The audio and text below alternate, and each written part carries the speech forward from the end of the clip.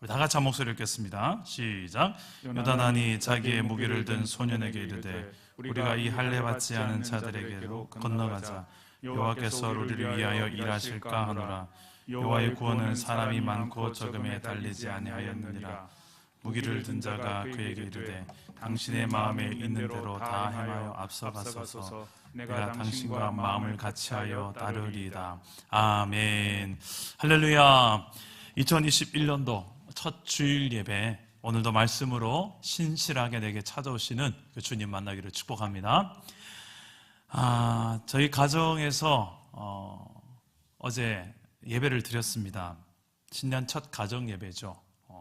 예배를 드리는데 저희 딸 다혜가 성경을 저희가 이렇게 돌아가면서 읽거든요. 잠언서 말씀을 한 절씩 돌아가면서 읽는데 지금 이제 11살이 되네요.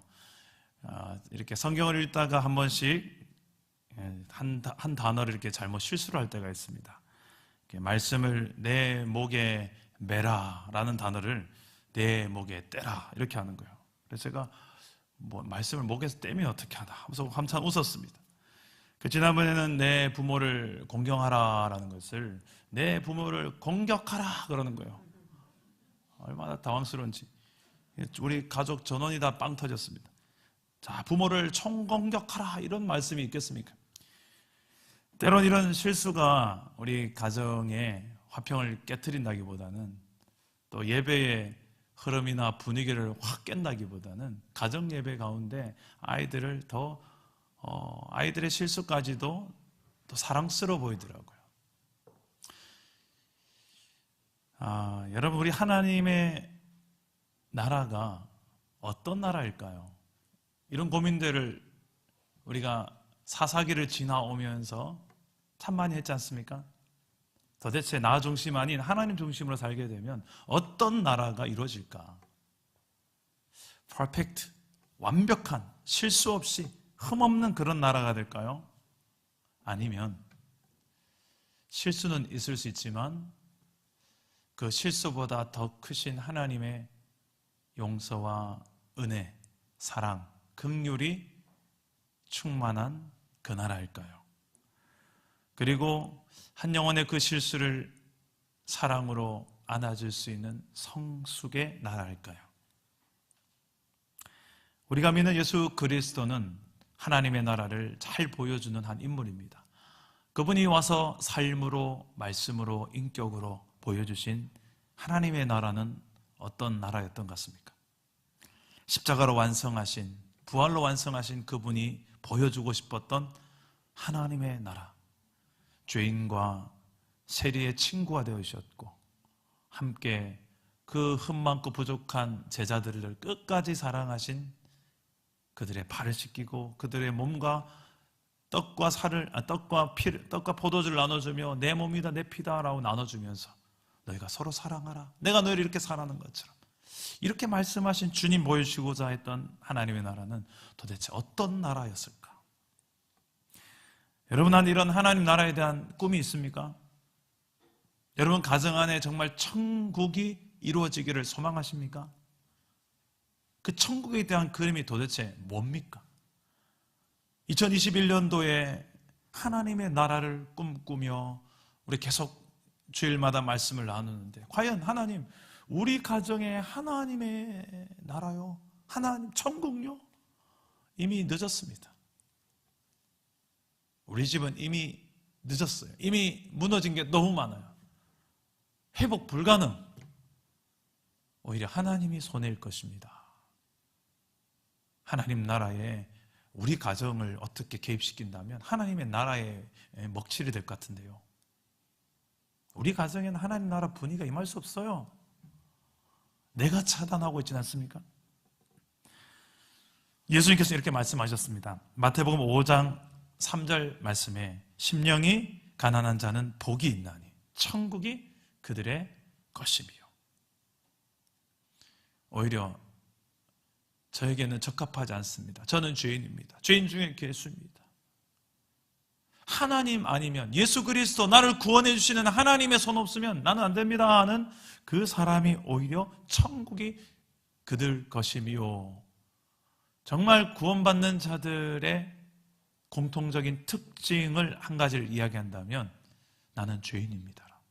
여기서부터 출발하는 사람이에요. 예수님 없으면 답이 안 나오는 나, 우리의 가정입니다. 천국이 그들 것이라니까요. 왜? 예수님 때문에. 예수님께서 보여주고 싶어 했던 하나님의 나라가 있어요. 오늘 말씀 속에 우리가 좀 잘 착각하기 쉬웠던 두 가지 관점이 있습니다. 실수에 관한 관점, 그리고 아주 열정적인 열정에 관한 관점. 이 두 가지가 우리는 무조건 실수는 용납하면 안 돼. 이 먼지털 하나라도 실수는 있을 수가 없어. 열정, 이건 좋은 거야. 무조건 열심만 내. 열심히 살면 돼. 이런 우리의 어떤 생각의 사고 속에서 신앙생활 그리고 하나님의 나라를 꿈꾸며 실수 없는 나라가 무조건 하나님의 나라다 라고만 생각할 때가 있지 않습니까? 그리고 열심히 달리는 것이 하나님 나라의 무조건 유익할 것이다 라고 우리가 생각할 때가 있는데, 오늘 본문에서 그 부분이 확 깨지는 본문입니다. 오늘 말씀은 사무엘상 14장 말씀은 실수하는 사람들의 이야기로 등장됩니다. 사람들이 그렇게 등장합니다. 오늘 말씀의 배경이 된 내용으로 지난 주일에 살펴본 대로 블레셋과 이스라엘이 전쟁을 합니다. 군사력의 차이가 엄청나요. 이스라엘 군사는 3,000명 모집됐는데 블레셋 수비대를 먼저 요나단이 쳤습니다. 그러니까 블레셋 지원군들이 몰려드는데 그 숫자가 병거만 3만 대, 마병이 3만 6천, 그리고 이스라엘은 지금 칼이 없어요. 철기 시대가 아니기 때문에. 근데 이들은 이미 3만 6천의 어마어마한 무장한 군대가 있고, 그리고 일반 군사, 보병은 해변에 모래같이 바글바글했어. 수를 셀 수가 없는 상태.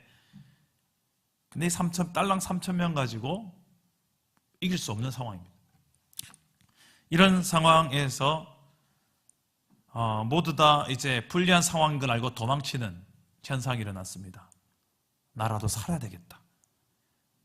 그런 흩어지는 이스라엘 군대의 모습을 보고 사울 왕은 솔직히 마음속에 초조해지셨습니다. 불안해지셨습니다. 왜 사무엘은 오지 않는 것일까? 빨리 제사 드리고 전쟁해도 시온산은 팔국에 왜 약속했던 7일 동안 오지 않을까라는 그 질문을 하다가 결국은 7일만 나타나지 않는 사무엘을 원망하며 제사를 자기가 드려버립니다. 그래서 그 즉시 사무엘이 나타납니다. 나타나서 왕이 망령되 행하였습니다 하고 그의 실수를 책망합니다. 이 제사라는 것은 제사장에게만 하나님께서 할 수 있는 권한을 주셨습니다. 이 제사를 아무나 함부로 해서는 안 되는 거예요. 하나님에 대한 도전입니다. 월권입니다. 이쯤 되니 성경을 읽는 저와 여러분의 마음은 사울 왕도 이제 우리에게 별로 소망을 주지 못하겠구나. 끝이구나. 왕을 세워줘도 이스라엘에는 이제 별로 소망이 없겠구나. 절망으로 다시 내딛습니다. 마치 이 앞에 보았던 그 사사기의 전철을 그대로 밟는 듯한 그 모습을 또 우리는 연상하게 되지 않습니까? 이런 절망의 상황 보세요. 블레셋 군단은 이스라엘 군대와 비교도 안 된 숫자로 지금 쳐들어오고 있어요. 근데 군사들 이스라엘은 흩어지고 있어요.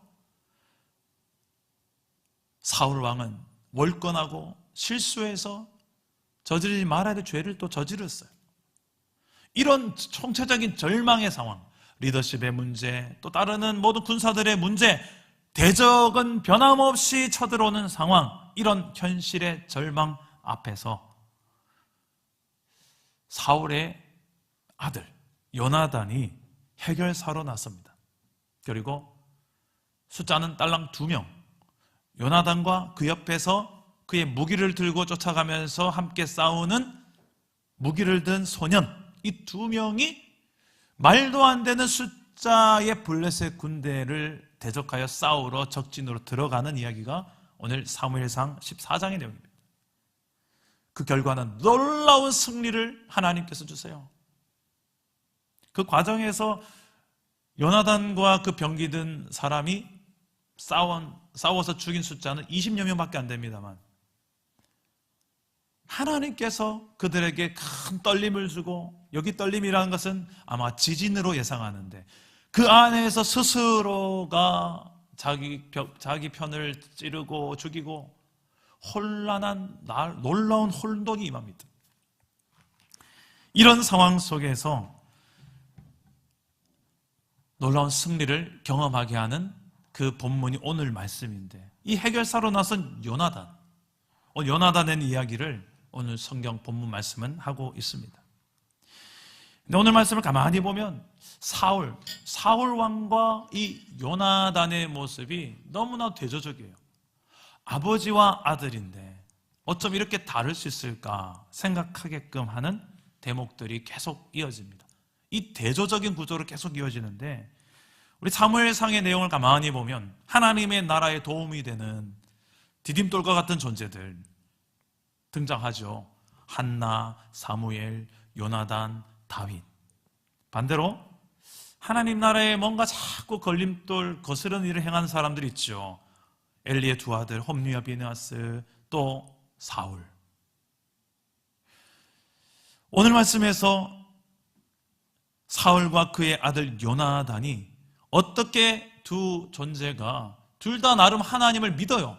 근데 그 믿음의 색깔이 보니, 가만히 들여다보니 좀 달라요. 겉모양을 보면 잘 분별이 안 돼요. 오히려 사울 왕도 만만치 않은 열심히 있는 존재예요. 그런데 가만히 들여다보면 이 두 존재가 믿음이 다르구나라는 것을 우리가 알게 됩니다. 아니, 정확하게 말하면 믿음이 없는 거겠죠. 누가 믿음이 있고 누가 믿음이 있는 존재인가? 오늘 말씀 속에서 두 존재를 한번 대조하면서 나는 도대체 믿음이 있는 존재인가? 교회 안에서 여러 사역도 하고 신앙의 연륜도 좀 오래됐고 전도도 좀 해봤고 훈련도 받고 할 건 다 했는데 가만히 보니, 뚜껑 열어보니 내 안에 믿음이 없네. 이것만큼 당황스러운 게 어디 있겠습니까? 믿음 없이 열심히 봉사만 하고, 믿음 없이 뭔가 보범하게 말은 하고, 믿음 없이 종교 생활을 하는 신앙인들이 의외로 참 많습니다. 오늘 말씀의 사울 왕의 모습이 정확하게 그런 모습이고, 거기에 대조적으로 비춰지는 그의 아들 요나단이 진짜 믿음이 뭔지를 제대로 보여주고 있어요. 그 진짜 믿음의 사람을 통하여서 하나님의 나라는 경험될 수 있고 이루어질 수 있고 증거될 수 있습니다. 그리고 그 하나님 나라의 역사가 그 믿음의 사람을 통하여 기록되고 쓰여집니다. 오늘 우리의 삶에도 하나님의 역사가 필요한 성도님들이 계시지 않습니까? 하나님 아니면, 하나님의 역사 아니면 우리의 가정에 답이 안 나오는 가정, 상황, 개인의 힘든 상황들, 이런 여러 가지 우리의 하나님의 나라가 내 삶에도 좀 충만하게 이루어지기 원합니다. 하나님의 역사가 좀 내 삶에도 나타낼 영역이 있습니다 하는 분들, 오늘 신년 첫 주일 예배 가운데 오늘 하나님께서 원하시는 그 하나님 나라 역사를 쓰는 그 인물은 어떤 존재인가를 살펴보면서 나에게도 이런 역사가 일어나기를 주 예수의 이름으로 축복합니다. 첫째로, 하나님의 역사는 누구를 통해 일어나는가? 따라서 합시다. 하나님을 신뢰하는 믿음. 하나님을 신뢰하는 믿음. 그렇죠. 이 하나님을 신뢰하는 믿음의 사람을 통하여 이루어집니다. 역사가 일어나요. 성경은 그런 믿음의 사람들의 행진이라고 해도 과언이 아닙니다. 하나님의 역사를 성경은 기록하고 있어요. 동시에 그 하나님의 역사를 믿는 믿음의 사람들의 역사가 같이 기록되어 있습니다. 한마디로 하나님의 역사를 믿는 믿음의 사람들을 통해서 하나님이 증거되는 책, 바로 성경 아니겠습니까? 오늘 말씀도 그런 관점으로 본다면 이 요나단은 어떤 믿음의 소유자였는가? 우리가 그 믿음의 관점에서 볼 필요가 있습니다. 앞서 등장했던 이 사울 왕의 믿음은 하나님보다는 사람에게 그의 믿음의 뿌리가 있었어요. 사람의 많고 적음, 사람의 힘이 강하고 적음이 있어요. 사무엘상 14장 맨 끝절에 보면 52절에 보면 이렇게 나옵니다. 제가 읽어드리겠습니다. 사울이 사는 날 동안에 블레셋 사람과 큰 싸움이 있었으므로 사울이 힘센 사람이나 용감한 사람을 보면 그들을 불러 모았더라. 사울은 블레셋과의 많은 싸움 속에서 그가 취했던 방법은 이거였어요. 힘센 사람 모으기, 용감한 사람 모아서 내 옆에 세워놓기. 이게 블레셋을 대항하는 하나님 나라의 방식입니까? 거기에 비해서 오늘 등장하는 이 요나단은 그 사람의 많고 적음이 아니라 하나님께 달려있다. 이스라엘, 우리는 하나님의 나라로서 우리나라는 싸움의 성패가, 승리와 패배의 이유가 하나님께 달려있음을 정확하게 알고 믿었던 사람이었습니다. 우리 6절 말씀을 다 같이 한번 읽어보겠습니다. 6절입니다. 시작. 요나단이 자기의 무기를 든 소년에게 이르되 우리가 이 할례 받지 않는 자들에게로 건너가자. 여호와께서 우리를 위하여 일하실까 하노라. 여호와의 구원은 사람이 많고 적음에 달리지 아니하였느니라. 아멘. 자, 사울 왕은 얼핏 보면 하나님을 사람보다 더 의지하는 것 같아요. 왜냐하면 형식적으로 보면 그도 제사도 드릴 건 다 드리고요. 전쟁하기 전에 이스라엘 백성들은 하나님께 예배 드려야 된다, 제사 드려야 된다. 이걸 형식적으로 알았기 때문에 전쟁을 치르지 않았던 거예요. 기다렸던 거예요. 사무엘 오기를. 누가 봐도 그래, 우선순위가 돼 있구나라고 생각하지만 그 결말을 보면 그는 기다리다 못해 자기의 손으로 그 형식을 치러버립니다. 절대 넘지 말아야 될 선을 넘습니다. 어떻게 보면 그의 중심에는 하나님을 신뢰하는 믿음보다는 이 제사 또한 형식에 불과했던 거예요. 그리고 그가 정말 더 많이 집중하며 보았던 것은 현실이었습니다. 지금 당장 현실이 중요했던 거예요. 블레셋은 쳐들어오고 백성들은, 이스라엘 백성들은 흩어지고 사무엘은 오지 않고 제사는 드려야 되겠고, 이 현실 앞에서 그냥 하나님 잠시만요, 이 현실은 제가 해야 될 상황입니다. 하나님도 밀려날 수밖에 없는 그 현실 앞에 타협하는 신앙입니다. 정확하게 어떻게 보면 참 현실적인 신앙이라고도 말할 수 있는데, 더 정확하게 이야기하면 현실적 신앙이 아니라 타협이요 불신앙이라고 하는 게 더 정확한 대답일 것입니다. 그러나 여기에 상대적으로 요나단은 하나님이 일하시면 됩니다. 하나님이 싸우시면 이깁니다.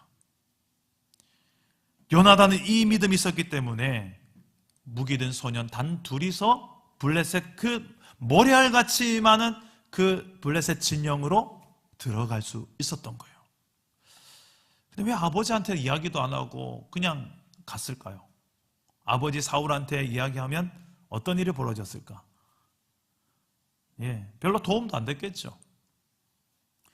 이 앞전에 사울 왕이 다급해지니 사무엘 대신 제사 드리는 이 망령되 행하는 모습을 아마 그의 아들도 봤든지 들었든지 했을 거예요. 그런 아버지에게 없는 것이 지금 요나단에는 있었어요.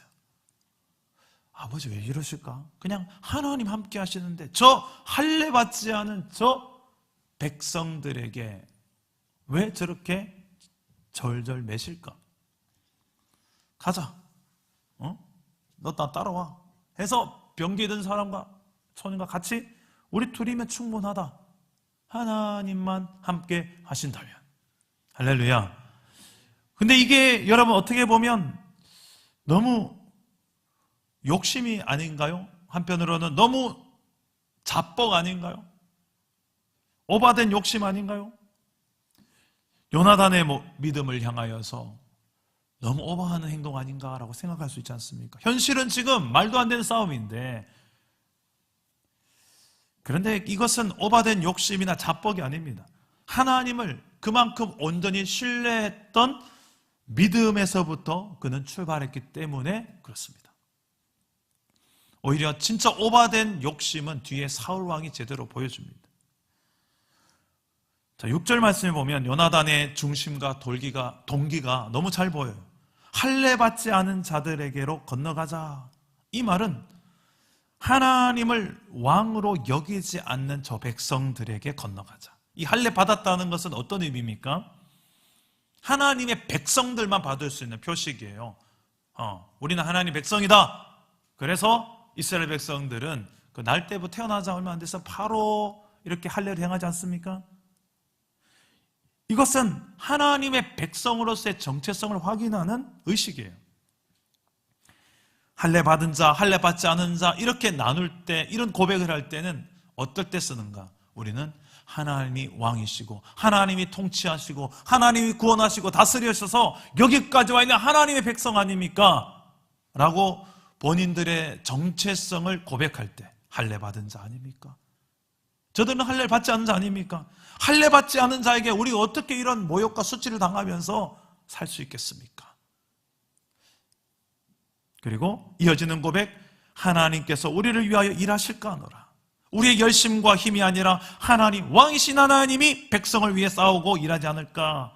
이렇게 고백하는 여호와의 구원은 사람이 많고 적음에 달리지 아니하였느니라. 이 고백 누구랑 좀 닮지 않았습니까? 그렇죠. 다윗입니다. 다윗은 블레셋 거인 장군 골리앗과 싸울 때 이 요나단과 비슷한 고백을 하게 됩니다. 뒤에 너는 칼과 창과 단창으로 내게 나오거니와 나는 만군의 여호와의 이름으로 곧 네가 모욕하는 이스라엘 군대 하나님의 이름으로 네게 나아가노라. 오늘 여호와께서 너를 내 손에 넘기시리니 내가 너를 쳐서 네 목을 베고 블레셋 군대 시체를 오늘 공중에 세워 땅에 들짐승에 주어 온 땅으로 이스라엘의 하나님이 계신 줄 알게 하겠고 또 여호와의 구원하심이 칼과 창에 있지 아니함을 이 무리에게 알게 하리라. 전쟁은 여호와께 속한 것인즉 그가 너희를 우리 손에 넘기시리라. 할렐루야. 다윗이 자신의 키보다 몇 배나 더 큰 그 골리앗을 앞에 두고 주눅들지 않고 담대히 하나님을 이야기하며 전진할 수 있었던 그의 믿음의 색깔이 가만히 보니 이미 요나단에게도 있었어요. 하나님은 숫자 보고 우리에게 승리 주지 않는다. 단 2명이라도 괜찮다. 하나님이 함께 하신다면, 그가 일하시면 우리에게 승리가 주어질 것이다. 그 중심에 하나님을 향한 참된 믿음이 바로 요나단에겐 있었던 것입니다. 여러분들은 어떻습니까? 지금도 아마 온라인으로 불편하게 예배를 드린다고 참 우리의 마음을 좀 불편하지만 그래도 이렇게라도 예배할 수 있음이 얼마나 또 감사합니까? 그런데 이 형식을, 이 시간을 때운다고 해서 중요한 것이 아닙니다. 여러분, 지금 여러분 안에 중심이, 여러분 안에 믿음의 방향이 무엇을 향하고 있느냐? 몸뚱아리는 예배 시간에 딱 갖다 놨지만 내 마음은 자꾸 콩밭에 가요. 여전히 돈, 해결되지 않은 문제, 하나님보다는 자꾸 현실, 돈의 있고 없음에, 사람의 많고 적음에, 현실의 유리함과 불리함에 자꾸만 그쪽으로 가요. 이 사람 중심의 생각으로, 나 중심의 생각으로, 세상 중심의 생각으로 예배의 현장 속에서조차도 자꾸만 가고 있는 내 모습이 있습니까? 빨리 그 생각을 잡아다가 여러분 하나님 말씀 앞으로 가져가시길 바랍니다.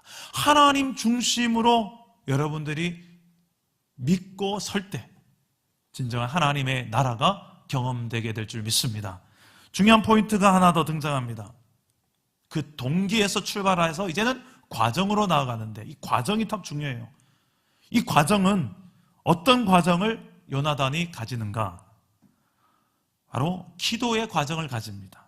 하나님의 뜻을 구하는 기도. 따라서 합시다. 하나님의 뜻을 구하라. 하나님의 뜻을 구하라. 하나님의 뜻을 구하는 기도의 사람을 통해 하나님의 나라는 경험될 수 있고 이루어질 수 있고 세상 나라 가운데 증거될 수 있습니다. 동기는 너무 좋고 순수한데 과정 속에서 기도를 안 해요.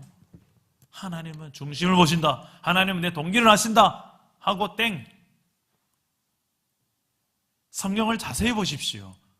하나님은 시작과 나중도 되지만 그 과정 속에서도 끊임없이 우리와 함께 동행하시면서 하나님의 역사를 함께 써 내려가시는 분이십니다. 그것을 인정하는 것이 무엇입니까? 바로 기도입니다.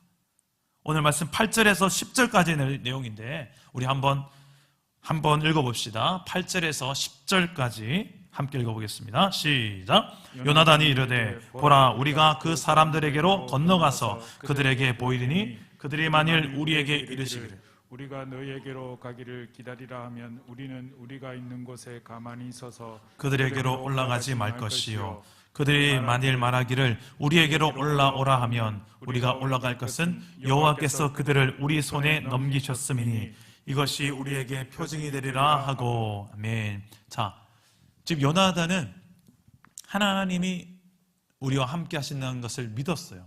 그 하나님 일하시면 이긴다는 것도 믿었어요. 그래서 딸랑 2명 올라가는 거예요. 가는데 그냥 가지 않고 하나님의 뜻을 구하며 가는 거예요.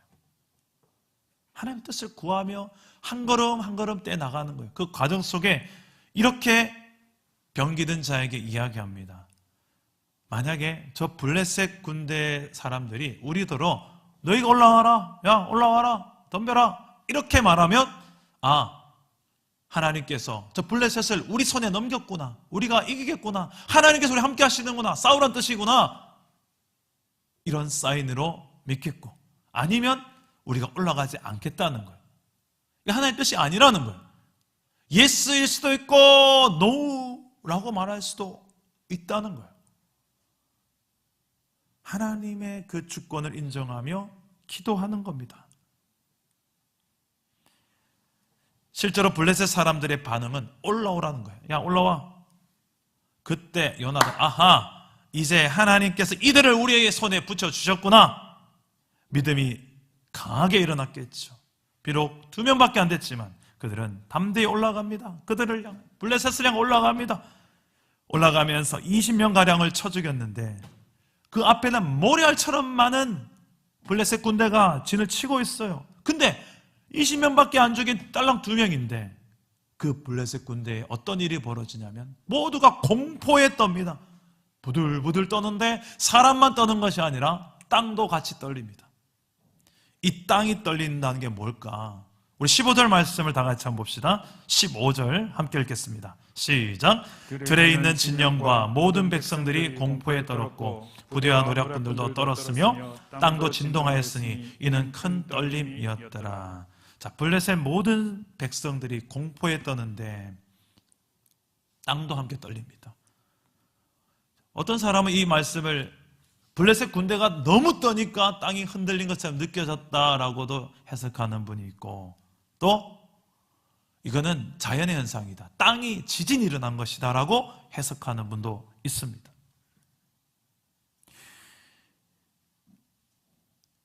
중요한 것은 블레셋에 엄청난 혼동이 일어난 거예요. 두려움에 떨고 있는 거예요. 그것도 딸랑 2명의 이스라엘 사람 앞에서 20명밖에 죽이지 못한 2명 앞에서 이 수도 셀 수 없는 블레셋 군대가 떨고 있습니다. 자, 이 일을 누가 하고 계신 겁니까? 그렇죠. 하나님이 하고 계십니다. 하나님이 하신다고 말하지 않고서는 해석이 안 될 수밖에 없는 본문입니다. 하나님이 실제로 일하시는구나, 싸우시는구나. 이 상황 속에 사울 왕이 등장합니다. 그리고 자신의 존재감을 뿜뿜뿜 드러냅니다. 문제는 사울 왕은 하나님의 뜻을 온전히 구하지 않는다는 것입니다. 기도하지 않아요. 근데 흉내는 냅니다. 이전에도 전쟁하기 전에 제사는 드려야 되는 건 알았기 때문에 사무엘을 7일 동안 기다렸었죠. 물론 월권에서 자기가 결국은 했지만 이번에도 보니까 뭔가를 하려고 하는데 그냥 하지 않고 법궤를 가져오라. 제사장 아이에게 무슨 가를 오랍니다. 법궤를 가져왔습니다. 이제 하나님의 뜻을 묻기만 하면 돼요. 하나님, 제사장에게 뭘 하라? 우리가 저들을 쫓아갈까요 말까요? 죽일까요 말까요? 어떻게 할까요? 물으면 되는데 그 하나님께 묻는 그 작업보다, 그 시간보다 지금 블레셋 안에서 막 소란함이 일어난 거예요. 옥짝지가 아이고 어떻게 하나 하고 난리 난 거예요. 그 서로 죽이고 난리 난 이 상황을 보니까 이 좋은 찬스, 이 좋은 기회를 사울이 놓치기가 싫은 거예요. 잠깐만, 지금 우리가 하나님한테 묻고 뭐 이런 거 할 때가 아니구나. 잠깐 벗게 잠깐. 자, 잡으러 가자 하고 블레셋을 향하여 돌격 앞으로 명령을 내리는데 어느 정도로 열심을 내냐면 지금부터 오늘 이 블레셋을 다 추격해 죽일 때까지 오늘 하루 종일 금식을 선언한다. 누구든지 무엇을 먹는 자는 저주가 임할 것이다 하고 그의 왕권을 가지고 백성들에게 명령을 내립니다. 금식하면서까지 저들 잡아 죽이자는 거예요. 뭔가 좀 우선순위가 지금 바뀐 것 같지 않습니까?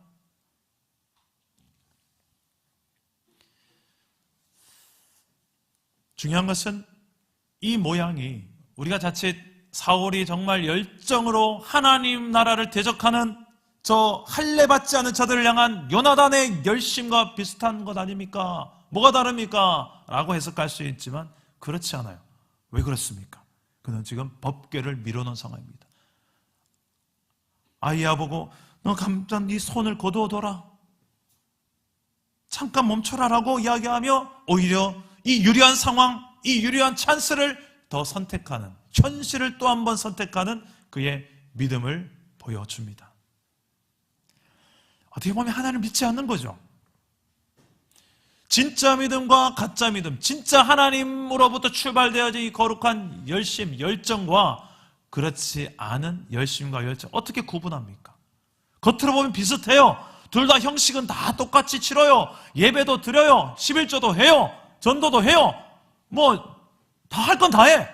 그런데 껍데기는 다 하는데 속에는 다른 세상이 지금 이루어지고 있어요. 여전히 사울 왕에는 내가 바라볼 때에 나 중심으로, 그리고 힘 있는 사람 불러 모으고, 그런 이 사울의 사람 중심, 나 중심, 세상 중심의 그 모습들이 전적으로 드러나고 있는 열매라고 보시면 좋습니다. 어떤 열매가 맺힐까요? 우리 24절, 28절, 31절 계속해서 반복되는 표현이 있는데 어떤 열매가 맺히냐면 백성들이 피곤하대요. 저는 이 대목에서 참 많이 웃었습니다. 왜요? 저도 어떻게 보면 사랑남은 교회를 이끌어가는 영적 지도자인데 백성들을 피곤하게 하는 지도자가 아닌가 싶어서 한번 살짝 제가 피식하고 웃었습니다. 하나님, 저도 이러지 않습니까? 혹시 저와 함께 목회 동역하는 우리 사랑남은 교회 성도들이 목사님 피곤해요, 늘 이런 목회를 하고 있지 않습니까? 하는 제 모습도 돌아봤어요. 근데 지금 그런 피곤함 정도가 아니에요. 어떤 피곤함인가? 전쟁터에 나가서 싸워야 할 이스라엘 백성들이 지금 지쳐있는 상황인데 그 당시에 지금 아직 칼과 창도 딱 사울과 요나단밖에 없었어요. 나머지 모든 백성들은 그러면 철기 문화가 아니라 어떤 무기를 들었을까요? 뭐 몽둥이나 뭐 무기 될 만한 거 대충 들고 싸웠겠죠. 그런데 그 철기 문화로 이미 와 있는 그 블레셋을 향하여서 쫓아가면서 추격해서 때려 죽이는 게 보통 힘들겠어요? 그 죽이는 과정 속에 지칠 대로 지쳤는데 먹지 말아요.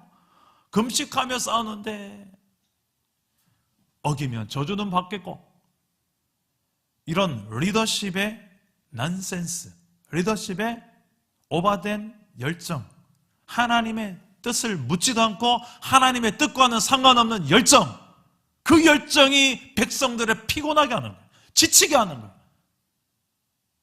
사울만 몰라요. 나를 따르는 백성이 왜 이렇게 피곤해하는지, 지치는지.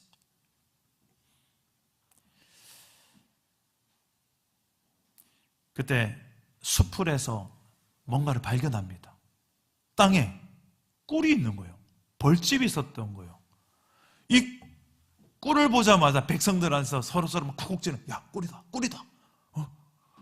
눈이 저것만 먹으면 힘이 나서 내가 훨씬 더 힘을 내서 블레셋을 추격하며 승리할 것 같은데 사울 왕이 했던 그 맹세와 그 명령 때문에 먹으면 저주를 받을 것이다. 이게 두려워서 아무도 손 못 대고 있습니다. 그때 한 명이 저벅저벅 걸어오면서 그 꿀을 향해 저벅저벅 걸어가다 지팡이 끝으로 콕 찍더니 입에 톡 넣는 거예요. 전부 다 깜짝 놀라는 거예요. 도대체 누구야 해서 봤더니 사울 왕의 아들 요나단이에요. 알고 봤더니 요나단은 사울 왕이 그 맹세를 할 때, 시킬 때 그 현장에 없었어요.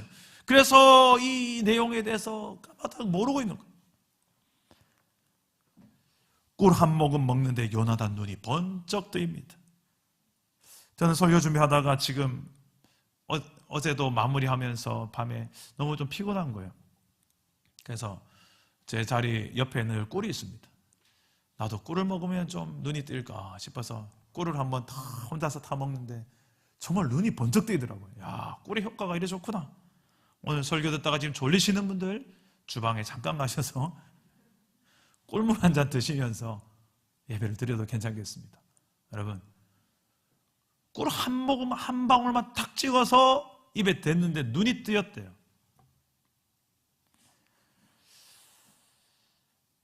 이게 지금 전쟁 중에 먹으면서 싸우는 게 하나님 기뻐하는 뜻일까요? 먹지 않으면서 열정을 다해서 싸우는 게 하나님이 기뻐하신 뜻일까요? 1번, 2번 어떤 걸까요? 정답, 모른다. 이거는 자유할 수 있는 영역이에요. 아직 하나님의 뜻을 묻지도 않았어요. 모른다가 정답이죠.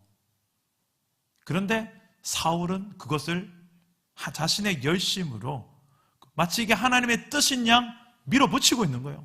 막 밀어붙여요.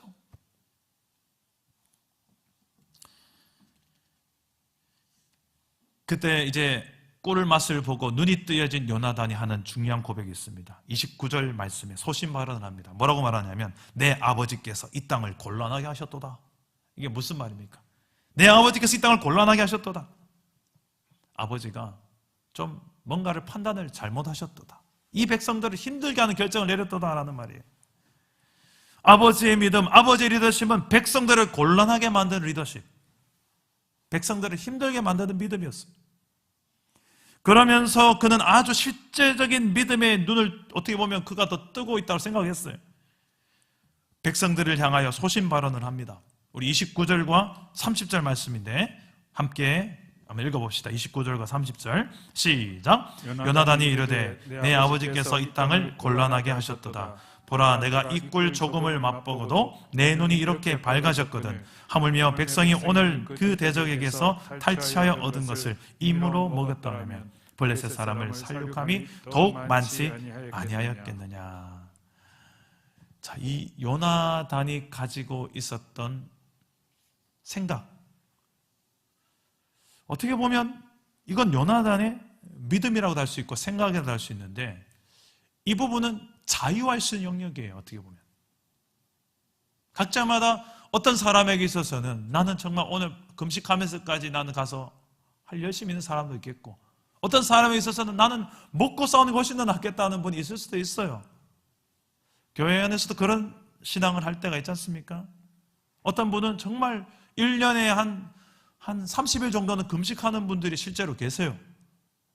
또 교회 와서 주무시고 철야하면서 기도하는 분도 계세요. 근데 어떤 분에게서는 나는 잘 먹고 기도하란다, 잘 먹으면서 실제로 기도도 잘하시는 분도 계세요. 성전에 나와서 기도하지 않을 뿐이지, 예배당에 나와서 기도하지 않을 뿐이지 각자의 처소에서도 기도 잘하는 분 또 계세요. 그런데 색안경을 끼고 나는 30일이나 금식하는데 1년 동안 니는 며칠 금식하노? 나는 며칠간 교회 나와서 철야를 했는데 니는 며칠이나 교회를 나와나 봤나? 자신의 기준과 잣대 율법의 기준을 가지고 교회 안에서 믿음과 신앙의 척도를 재는 경우도 얼마나 많은지 몰라요. 근데 그거는 각자 개개인의 하나님과의 관계에 있어서 자유롭게 자유할 수 있는 영역들이 상당히 많이 있습니다. 함부로 판단할 영역이 아니에요. 그런데 이 사울 왕은 자신이 가진 권한과 힘과 믿음이라고 생각했던, 열정이라고 생각했던 그걸 가지고 하지 않으면 저주를 받을 것이다 라고까지 선언하면서 나아가는 거예요. 이 넌센스인 거죠. 오바된 열심이죠. 여러분에게는 이런 오바된, 좀 과한, 선을 넘는, 알고 보면 하나님 뜻도 아닌데 마치 이게 하나님 뜻인 것처럼, 이거 안 하는 저 사람은 거의 뭐 신앙 없는 사람 취급해버리는, 왜 내 길로 안 따라오냐 이거야. 이거 해야지 진짜 신앙 있는 거지라고 알고 보면 하나님 뜻도 아닌데, 각자의 어떻게 보면 신앙의 자유할 수 있는 영역인데 그것까지 침범하면서 하나님의 나라를 깨뜨리는 경우가 교회 안에 얼마나 종종 보는지 모릅니다. 혹시 이 사울의 열심이 내 안에 있는 열심은 아닌지요? 지금 요나단의 열심과 사울의 열심이 대조를 합니다.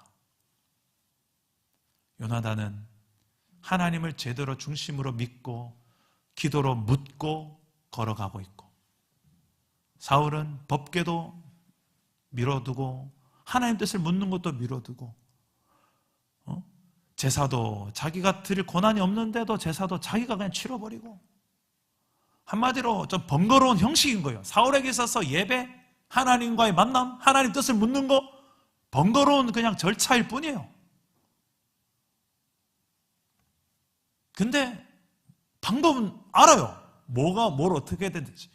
겉을 보면 잘 분별할 수 없지만 그 중심을 가만히 보면, 아, 이게 진짜 믿음 있는 사람이구나. 아, 이거는 그냥 껍데기만, 그리고 자기 열심으로 뭐 이렇게 하려는 사람이구나. 그 결국은 어떻습니까? 백성들이 심히 피곤한지라. 그 사람과 함께만 하면 계속 피곤해요. 영혼이 기쁘지 않아요. 일은 죽도록 하는데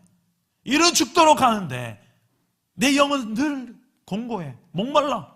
이거 아닌데, 교회 이러려고 오는 거 아닌데, 내 영혼 좀 목마름, 일 차라리 안 해도 하나님 만나는 게 나은데 내 지금 뭐하고 있지? 여러분이 지금 그 사울의 역할을 하고 있지는 않은지요? 여러분 가정에서 그러면서 쉽사리 누군가를 정죄하고 있지는 않은지요? 마지막으로 한 가지가 더 있습니다. 우리 안에 어떻게 하면 하나님의 나라를 좀 꿈꾸는 것이 끝나는 것이 아니라 좀 누리면서 또 세상 나라에 하나님 나라를 보여주면서 이 믿음의 길을 걸어갈 수 있을까? 마음을 같이 하는 동력자를 통해서 하나님은 하나님의 나라를 보여주십니다. 세상 나라 앞에 마음을 같이 하는 동력.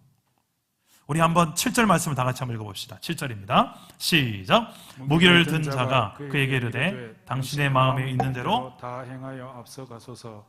내가 당신과 마음을 같이하여 따르리이다. 아멘. 자, 요나단 곁에는 자신과 마음을 같이하는 동력자가 있었습니다. 무기 든 자, 소년.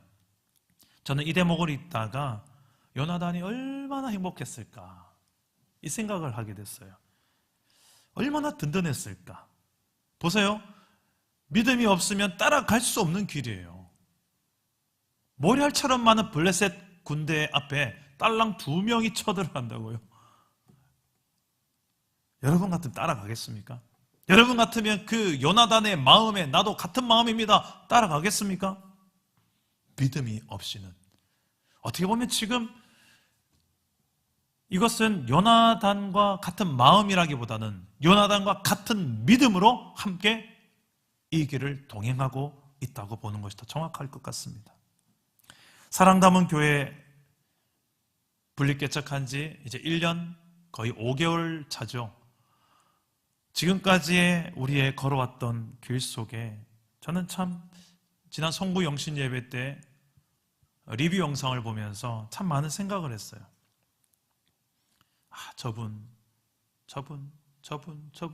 없었더라면, 저분 때문에 그때 내가 이렇게 힘을 얻었지, 저분이 그때 내 마음과 같은 마음이라는 생각도 들게 해줬고, 참 내 마음에 정말 큰 힘이 되는 그 한마디 말도 해줬지. 얼굴을 보는데 자꾸 울컥울컥 하는 거예요. 그러면서 제 마음속에 놀라운 하나님의 함께하신 평강이 임하는 그 놀라운 체험을 합니다. 그러면서 제가 그 리뷰 영상을 보면서 서두에 이런 말을 탁 던지면서 여러분 보시죠 하면서 했는데 어떤 멘트를 했는지 기억나십니까? 하나님께서 우리 사랑담은 교회 안에 어떤 역사를 이루신지 자 보시죠. 말을 거창하게 했는데 딱 보고 나서 제 마음속에 딱 한 가지밖에 안 보이는 거예요. 그게 뭐가 보이는지 아십니까? 우리가 이 중산지구 땅에 전도를 아주 열심히 했다거나 뭐 봉사를 열심히 했다거나 그런 것보다 딱 하나가 보이더라고요. 뭐가 보이냐면 우리 공동체가 이렇게 다르고 이렇게 서로가 안 맞을 수도 있는 사람들이 모였는데 그 가운데서 서로 사랑하려고 애쓰면서 왔구나. 사랑을 배워왔구나. 하나님께서 우리에게 행하신 일, 사랑을 가르쳐 주셨구나. 사랑이 뭔지를 좀 알게 하셨구나. 그거 보였다면 여러분 제대로 보신 겁니다. 그거 안 보이시고 에이 뭐 우리 한 거 없네 뭐 별거. 하나님께서 우리 공동체에 요구하시는 게 뭔지를 아직 못 보신 것 같아요. 왜 사랑 담은 교회일까를 놓고 저는 참 많은 기도를 합니다. 왜 이름을 주셨을까? 그때마다 떠오르는 본문은 예수님께서 제자들을 모아놓고 최후의 만찬을 벌이며 했던 그 고백. 세 계명을 너에게 주노니 너희가 서로 사랑하라. 내가 너희를 사랑하지 너희가 서로 사랑하라. 이로써 세상이 너희가 내 제자인 줄 알 것이다. 저는 사랑 담은 교회 놓고 기도하면, 이름을 놓고 기도하면 이 본문이 계속 떠올라요. 우리가 하나님의 사랑을 담아내려면 하나님의 사랑을 좀 경험해야 되겠구나. 그리고 그 사랑으로 저 세상을 사랑하기 전에 우리부터 좀 사랑해내야 되겠구나. 우리도 제대로 사랑 못하는데 무슨 놈의 세상을 사랑한다고. 우리 공동체에 크게 않은데도 벌써부터 대부분 여러분 서로에 대한 스캔 떴어요. 저분 어떤 분이다, 저분 어떤 분이다. 뭐 좀 우리 인생을 그렇게 호락호락 사는 분도 아니잖아요. 딱 알잖아요. 내 기준으로 딱딱딱딱 저분 저 정도 선에서 관계가 되겠다. 저분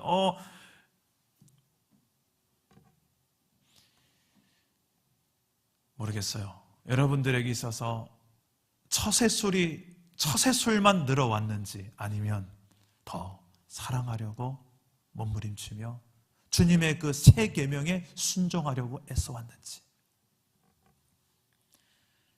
저는 참 감사한 것은 우리 행정팀입니다. 사랑담원교 행정팀 기질로 보면 저랑 정반대의 사람들이 모여 있어요. 이게 무슨 말이냐면 행정팀은 알 거예요. 저는 되게 좀 이상적인 사람입니다. 꿈을 꾸는 사람이에요. 행정팀 대부분 모든 사람들이 되게 현실적인 사람이에요. 너무너무 현실적이에요. 저는 현실적이라는 말을 이걸 믿음 없다라고 생각하지 않아요. 저는 현실적인 실제적인 믿음의 소유자들을 저는 너무나 존경합니다. 그런데 기질이 다르다는 거예요. 기질이 다른데도 불구하고 얼마나 그 1년 5개월 동안 제 곁에서 저랑 함께 실제적인 이야기를 나누는데 제 말과 제 뜻과 이것이 얼마나 현실적으로 안 맞는 게 많았을까. 이걸 생각하니까 제가 생각해도 웃음이 나와요. 저분들의 눈에는 제가 얼마나 헐렁해 보이고 또 얼마나 또 어설프게 보이고 얼마나 계산에 안 맞는 것으로 보이는 게 많을까 하는 생각을 왜 못하겠어요. 그런데도 하나님이 세우신 목회자 아닌가. 그리고 어떻게든 담임 목사님을 이렇게 존중하려고 애쓰는 우리 행정팀 모습을 보면서 제 뒤돌아서서 얼마나 마음에 감사와 감동이 있는지 모릅니다. 왜 이야기하냐면 다른 만큼 참 많은 사랑을 요구해요. 우리 공동체 안에 가만히 들여다보면 너무나도 달라요. 나랑 비슷한 사람과 다른 사람이 훨씬 많아요. 왜 이렇게 다르고 왜 이렇게 나를 더 힘들게 할 수 있을 그런 다름이 가진 사람들이 있을까? 정답은 사랑을 배워가라고. 마음을 같이 하는 동역자가 어느 날 갑자기 하늘에서 뚝 떨어지지 않습니다. 여러분들의 사랑이 준비돼야 돼요. 여러분들의 마음에 어떤 사랑을 지금 배워가고 있고 사랑하려고 몸부림치고 있습니까? 요나단과 마음을 같이 했던 동역자는 그 무기 든 자만이 아니었어요. 이스라엘 모든 백성이었어요. 그 당시에 있었던 그 600명이라고 지금 성경은 이야기하는데 600명 가량 되는 이스라엘 백성들 모두가 다 요나단과 마음을 같이 하고 있었어요. 우리 45절 말씀 다 같이 한번 봅시다. 뒤에 45절 나오는데요. 함께 읽겠습니다. 시작. 백성이 사울에게 말하되 이스라엘의 이 큰 구원을 이룬 요나단이 죽겠나이까? 결단코 그렇지 아니하니이다. 여호와의 살아계심을 두고 맹세하옵나니 그의 머리털 하나도 땅에 떨어지지 아니할 것은 그가 오늘 하나님과 동력하였음이니이다 하여 백성이 요나단을 구원하여 죽지 않게 하니라. 아멘. 자, 금식하지 않았던 요나단이 정녕 죽을 것이라고 아버지 사울왕은 말했지만 백성들은 아닙니다. 요나단과 마음을 같이 했기 때문에 요나단은 하나님과 함께 동력했던 사람입니다. 왜 죽습니까? 그의 결백을 백성들이 주장해주고 있어요. 그러고 요나단을 구원하여 죽지 않게 하니라. 이게 요나단의 아버지가 아니라 요나단의 아버지 사울이 아니라 요나단과 함께했던 백성들의 이야기입니다. 백성들이 요나단을 살겠다는 거예요. 이때 요나단은 얼마나 행복했을까요? 자, 병기 든 자 한 사람이 난 당신과 마음을 같이하여 함께 올라가겠습니다. 이 말도 안 되는 전쟁이지만 나에게도 당신과 똑같은 마음이 있고 똑같은 믿음이 있습니다. 그리고 그가 위기 속에 있을 때에 온 백성이 마음을 모아서 요나단은 하나님과 오늘 동력한 것입니다 라고 그의 결백을 주장해주는 그의 백성, 동력자가 있었던 거예요. 요나단은 이스라엘 온 백성들의 마음을 얻은 지도자였습니다. 서로 마음을 같이 할 수 있는 존재가 되는 것, 하나님의 나라를 경험하는 길입니다. 저와 여러분들은 오늘 우리 신년 첫 주일 예배 때 우리 이 공간에 모여서 동역자 함께 손도 잡고 부둥켜 안고 좀 얼마나 그러고 싶습니까? 그럴 수 없는 현실입니다. 저 너무 그날을 소망하고 있어요.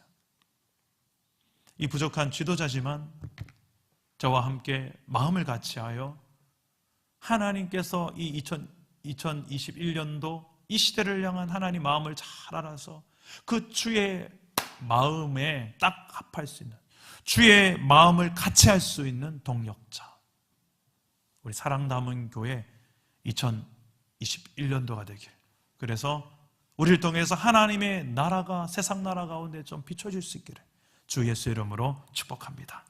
말씀을 정리해 보겠습니다. 사울과 요나단의 믿음, 아버지와 아들 관계지만 180도 다른 믿음이었습니다. 겉을 보면 비슷한데 속은 완전히 달라요. 어제 설교를 정리하면서 제가 아내한테 물었습니다. 여보, 당신이 볼 때 내 안에 사울이 많은 것 같아요? 요나단이 많은 것 같아요? 제일 저를 잘 아는 사람, 제일 저를 가까이서 많이 본 사람, 제 아내 아니겠습니까?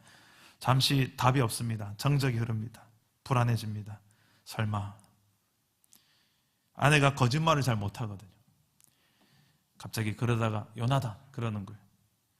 저는 아내한테 당사자 앞에서 참 어떻게 사울이라 하겠어. 그러니까 아내가 솔직한 제 마음이에요. 제가 얼마나 기쁜지. 평소에 입 바른 소리 그냥 립 서비스 잘 못하는 아내인 거 제가 아니까. 여러분 앞으로 저를 부르실 때에 이 요나단 목사라고 불러주십시오. 하나님의 나라를 제일 많이 보여주고 싶은 곳, 저는 솔직하게 이야기합니다. 사랑 담은 교회가 아니라 저희 가정이에요. 제 가정에서 실패한 목회자면 저 이 앞에 서면 안 되겠다는 생각도 참 많이 합니다. 여러분 가정은 어떻습니까? 여러분 가정 안에서 어떤 아버지고 어떤 아내고 어떤 엄마, 어떤 아빠입니까? 어떤 형제입니까? 어떤 자녀입니까?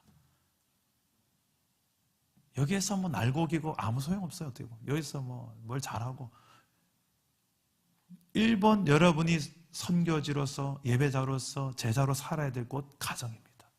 2021년도 그래서 저는 실천 목표 중에 가정 예배를 목숨 걸고 우리 사랑담은 교회가 실천해내게 하려고 합니다. 여러분의 껍데기만이 아니라 여러분의 중심으로. 가정 예배 별건 아닌 것 같죠?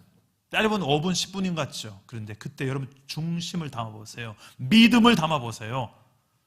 가족들 다 같이 다는 못 모이더라도 몇 명이라도 믿음의 가족들이 모여서 거실에 모여서 찬송 하나 부르고 말씀 서로 돌아가며 읽고 대표기도 돌아가면서 한 번씩 하고 해보세요.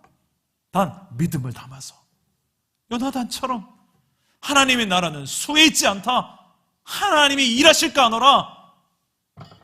이 믿음 가지고 여러분 가정에서부터 하나님의 나라를 꿈꾸시기를 축복합니다. 그리고 믿음으로 심기를 바랍니다. 분명 열매로서 하나님의 나라를 누리게 하시는 하나님의 열매로서 여러분의 가정 안에 놀라운 하나님의 역사가 일어나게 하실 줄 믿습니다. 오늘 말씀 생각하면서 지난주에 불렀던 찬양 주님보다 앞서지 않고 겸손하게 주님의 말씀을 기다립니다. 주님 손에 우리를 드립니다. 사랑으로 인도하소서. 우리 후렴구를 한번 불러봅시다. 주님보다 앞서지 않고 겸손하게 주님의 말씀 기다리니 주님 손에 우리 드립니다. 사랑으로 인도 한 번 더 고백합시다. 주님보다 앞서지 않기를 주님보다 앞서지 않고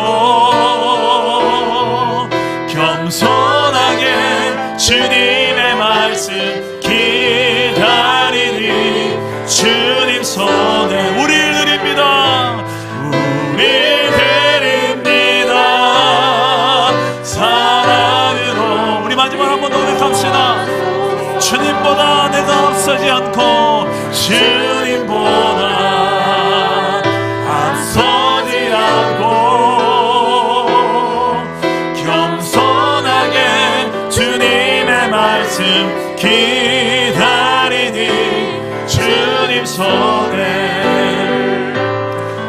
우리 드립니다. 사랑으로 인도하소서. 기도합시다.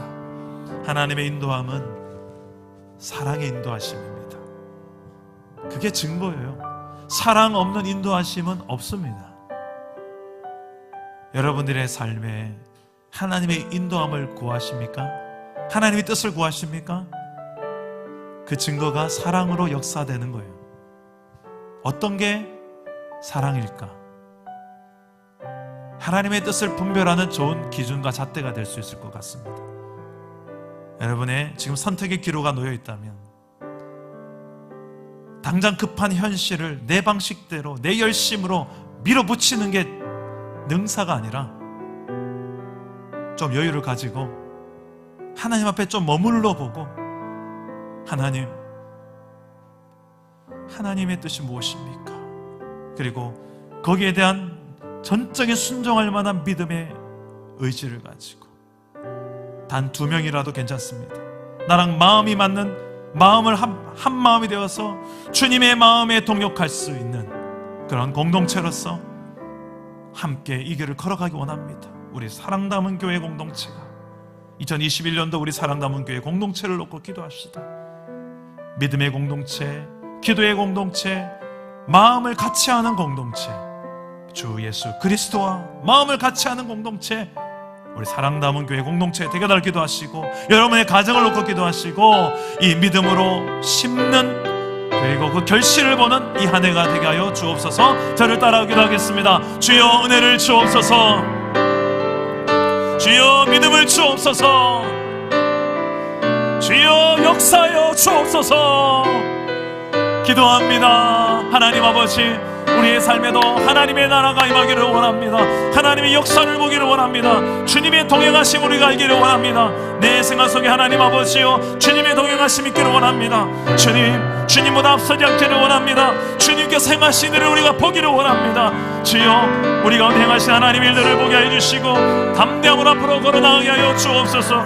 나를 붙드시는 아버지요, 나를 도우시는 아버지요, 붙들어 주옵소서. 이끌어 주옵소서.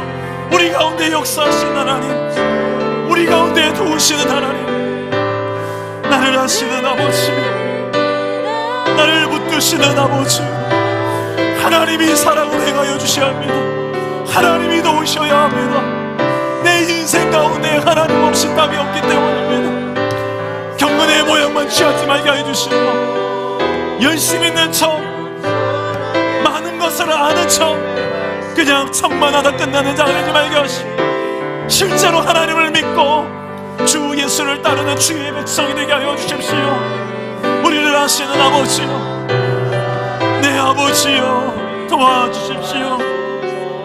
우리 한 번만 더 기도합시다. 2021년도를 하나님께서 또 한 번 우리에게 기회로 저는 주셨다고 확신합니다. 여전히 코로나 상황은 계속되고 있습니다. 우리의 현실은 좀처럼 바뀔 것 같지 않습니다. 사울이 처한 상황, 요나단이 처한 상황은 똑같습니다. 다른 것은 믿음이었습니다. 다른 것은 하나님보다 앞서지 않는 기도에 있었습니다. 그리고 그 곁에 그의 중심을 알아볼 수 있었던 믿음의 동력자가 또 있었습니다. 얼마나 부럽습니까? 이 역사가, 내 인생에도 이런 역사가, 우리 가정에도 이런 역사가 좀 있었으면 좋지 않겠습니까? 우리 마음을 좀 담아서 하나님, 내 인생에도 이런 일이 일어나게 도와주십시오. 또 한 번 2021년도 그냥 사사기처럼 그냥 쳇바퀴 돌듯이 악순환이 되지 않도록 이제는 선순환으로 전환되게 해달라고, 내 중심에 있던 이 사울이 아니라 이제는 요나단의 길로, 믿음의 길로 선택하여 걸어갈 수 있도록, 껍데기만 자꾸만 있는 척, 열심히 있는 척 하지 말고 하나님은 중심을 보시느라 했는데 내 중심으로 내 믿음을 마련할 수 있는 실제적인 믿음의 삶을 살아내게 달라고 우리 한 번 더 기도하며 저 앞으로 나아갑시다. 기도합니다. 내 아버지요, 우리를 아십니다. 우리의 현실을 아시고 내 중심을 아시는 여호와 하나님이시여, 오늘 이곳에 우리가 하나님 앞에 한 번 더 기도합니다. 우리의 가정을 불쌍히 여겨주십시오. 우리의 공동체를 불쌍히 여겨주십시오. 우리가 걸어가는 길 하나님이 하십니다. 내 안에 거하시는 하나님, 주님보다 앞섰던 내 열심, 내 방식, 내가 안다고 해서, 내가 경험했다고 해서 내 경력을 앞세우고, 내 경험을 앞세우고, 내 지혜와 지식을 앞세우고, 내 믿음이 있다라고 착각하는 그것을 앞세우고, 내 기도 영빨을 앞세우고, 내 직분을 앞세우고, 이 모든 하나님 허탄한 것들이 하나님보다 앞서지 않게 해주시고, 주님이 나와 함께 하심의 증거가 없다면, 아버지 하나님 그 표정이 없다면 한 걸음도 내가 걷지 않겠습니다. 주여, 내 열심으로 살아내는 인생이 되지 말게 하시고, 하나님이 함께 하시고,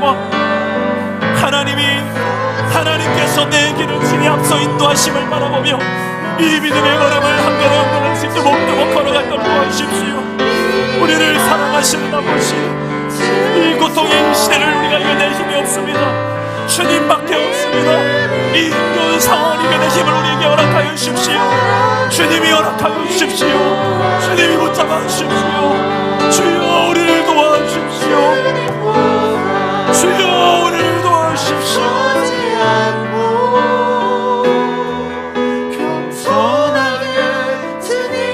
내 아버지요, 살아계신 하나님, 우리가 하나님보다 앞섰던 모든 교만을 주님께서 불쌍히 여겨주시고, 오늘 다시 한번 하나님 중심으로, 하나님 우선순위로 회복되어진 역사가 내 삶에 일어나게 하여 주옵소서. 상황은 힘들고 급하고 뭔가 다른 중요한 자꾸 일들이 주님보다 앞서게 합니다. 내 방식, 내가 생각하는 더 현실적이고 실제적인 방법들이 주님을 신뢰하는 믿음보다 앞설 때가 얼마나 많은지 모르겠습니다.